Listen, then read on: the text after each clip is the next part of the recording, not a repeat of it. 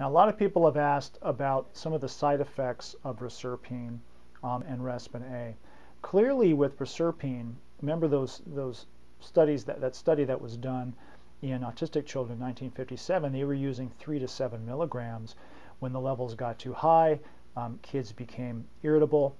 they became cranky, many of them had excessive sleeping, dry mouth, and started to develop actually symptoms of Parkinsonism when the levels got way high, 10 to 12 milligrams. In levels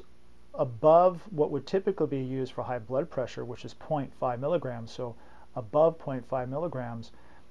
there seems to be an increased association with depression. Now, the reason that would be likely is that you're stimulating MAOA activity, which is having a metabolic effect on serotonin, and so therefore over time you're depleting serotonin levels. And if they're not being replenished, then clearly there can be a problem with respect to serotonin balance in the body, and clearly there can be a problem leading to depression.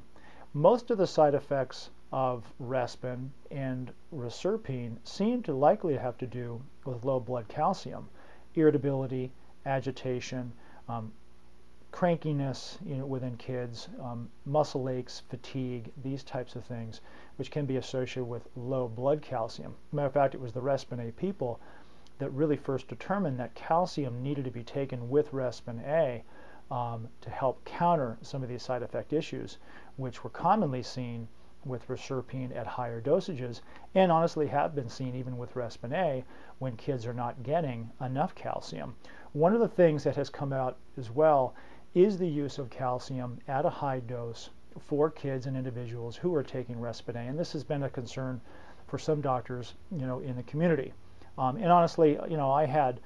some questioning about it early on when I first started using this therapy, because the general recommendation is to use 2,000 milligrams of calcium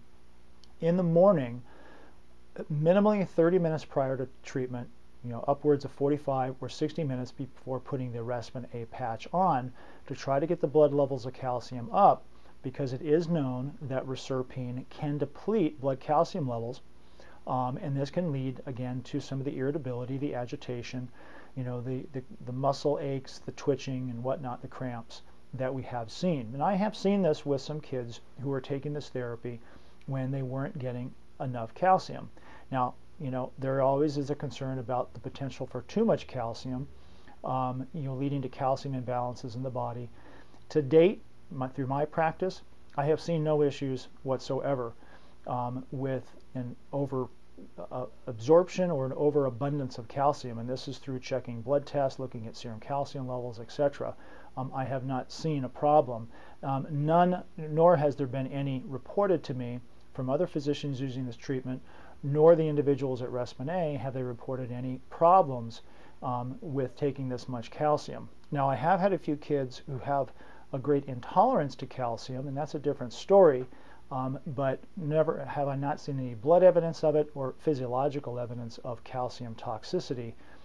through this therapy. It may have to do with the sheer fact that the Respen is having a regulating effect over this calcium and keeping things in a more balanced fashion. Okay, so that's why the calcium issue has come up, is because they had found that there's a depleting effect on cellular calcium and the need to take calcium along with this therapy to prevent some of those common side effects of irritability, agitation that can be found with calcium depletion.